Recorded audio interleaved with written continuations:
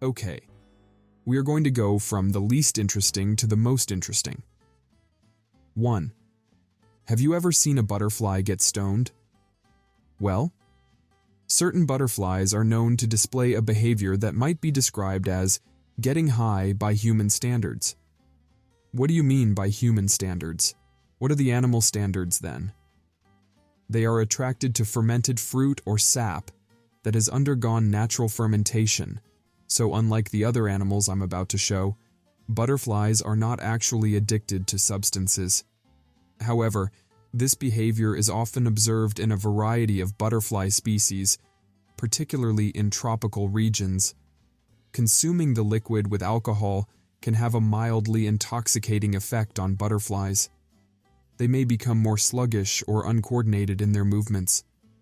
While the intoxication may seem unusual, it's believed that this behavior serves a purpose. Butterflies may be seeking the nutritional benefits of the sugars in the fermented liquid. Additionally, the intoxication might decrease their vulnerability to predators, as they are less agile and less appealing to prey when under the influence of alcohol. On the other hand, some predators just don't give a shite. 2. This one is also another misconception. Cats get high from time to time through a plant called Nipita cataria, aka catnip. Catnip is a plant that is very closely linked to mint. Some domestic cats can exhibit temporary euphoria or excitement when exposed to catnip. You are probably wondering, how will I know that my cat is high? You will know that your cat is high when it starts sniffing itself, rubbing against your legs, licking itself, chewing air, and rolling around in the catnip. Be careful because the smell emitted by catnip is the chemical responsible for messing with cats' heads. It's called nipetolactone. This makes the cat go wild.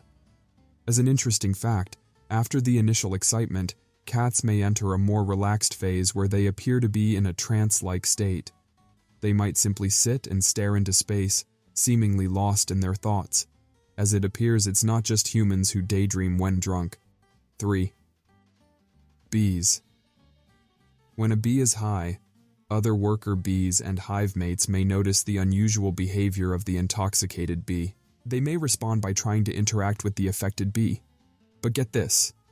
In most cases, the hive bouncers will definitely respond by isolating the intoxicated bee by kicking it out of the hive. Ouch. Or worse, it will get murdered by having its wings, legs, hands, and eyes taken out by the bouncers. These are badass dudes. Bees are typically known for their industrious work in collecting nectar to make honey and support their colonies.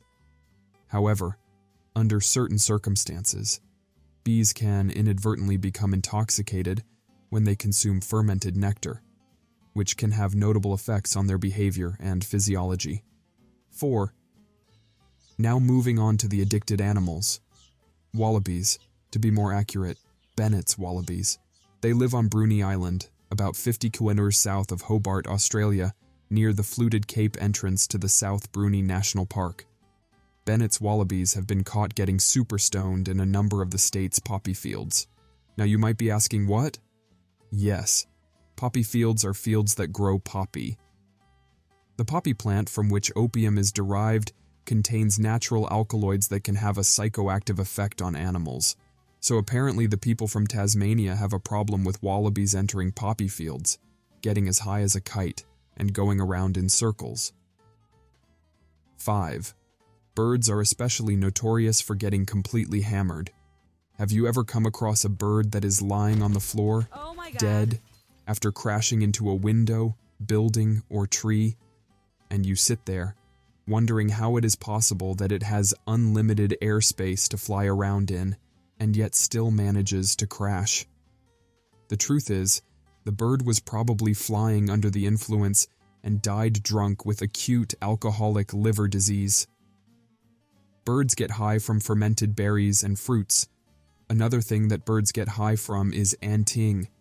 This is a behavior observed in some bird species, where they deliberately allow ants to crawl on their feathers or place ants in their beaks. It's believed that the formic acid produced by the ants may have a soothing or therapeutic effect on the birds. Yes, that's right, this makes them high. The situation gets worse. Seagulls in certain coastal towns in the United Kingdom have found themselves in a rather peculiar situation. These birds, known for their scavenging habits, are allegedly getting high on a drug called spice after snatching it from unsuspecting people. Poor little birds. 6.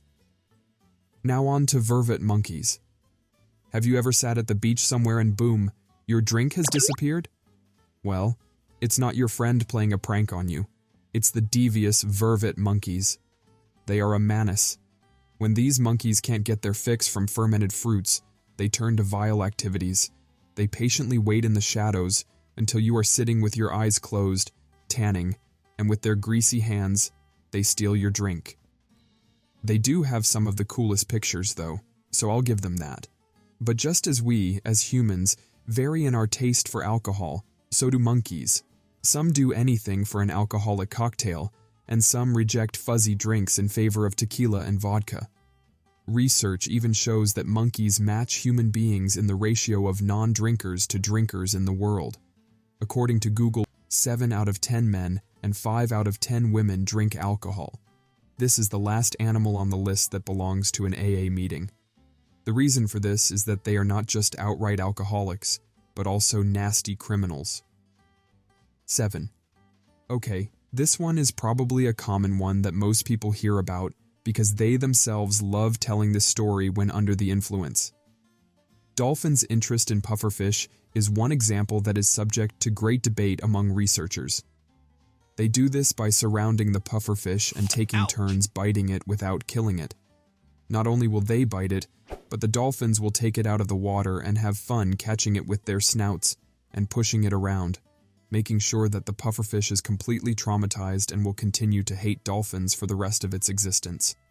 Dolphins have been seen playing with pufferfish off the coast of Mozambique, and as you can imagine, as a defense mechanism, the pufferfish goes into a full panic and secretes tetrodotoxin to repel its predators. This neurotoxin is a lethal poison in high doses. According to Google, just 10 grams of this poison is enough to kill a human being, but it also has hallucinogenic properties. Even though its deadly, dolphins have mastered the art of having enough of it so as not to completely get wasted. By playing with the pufferfish, the dolphins are said to be attempting to trigger the release of this psychotropic drug in order to experience the equivalent of shooting up. Yes, it's true. Dolphins are despicable losers of the ocean. 8. Like pufferfish, millipedes are toxic, but that does not stop the black lemur from seeking them out. The millipedes secrete a dangerous cyanide as a defense. You would think that this would stop the lemur from eating it since its diet is primarily made of fruits.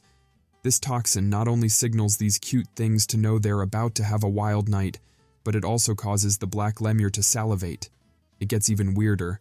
The black lemur will rub the saliva on their body fur as if to ward off mosquitoes. But these lemurs were suspiciously enthusiastic while doing this. It seems this saliva causes the black lemur to not only repel insects, but also send them into a trance-like state, a condition of complete intoxication. These black lemurs can't seem to get enough of these sickening millipedes. When it's over, they just pass out and sleep off the effect. They probably repeat this the next day. Not so cute anymore, huh? These things are heinous creatures. 9. Similar careless behaviors have been observed in reindeers. Remember that red mushroom in the Super Mario game or movie? As I'm sure you have heard, its real name is Amanita muscaria. It is insanely toxic and brings about mad hallucinations. This does not seem to matter to the reindeers because eating the fungi makes them behave drunkenly, run about aimlessly, and make strange noises. Head twitching is also common. The reason they are so high on the list is that reindeer have a bad influence, because their behavior is so fascinating that even reindeer herders in Europe and Asia have long eaten the mushroom to get the same effects. And as you can imagine, some got super vivid hallucinations, and some guys died. But instead of saying, "Guys, let's stop this," someone came up with a great idea. Let's rather collect the urine from reindeers that are high as a safer way of taking this hallucinogen. He believed that the urine would have a diluted level of toxins, and he was right. In trance, the urine drug heightened the senses of the herders and created visions of flying. Some believe that this is how the story of Santa was created. Just imagine how a twisted Christmas legend was born. 10.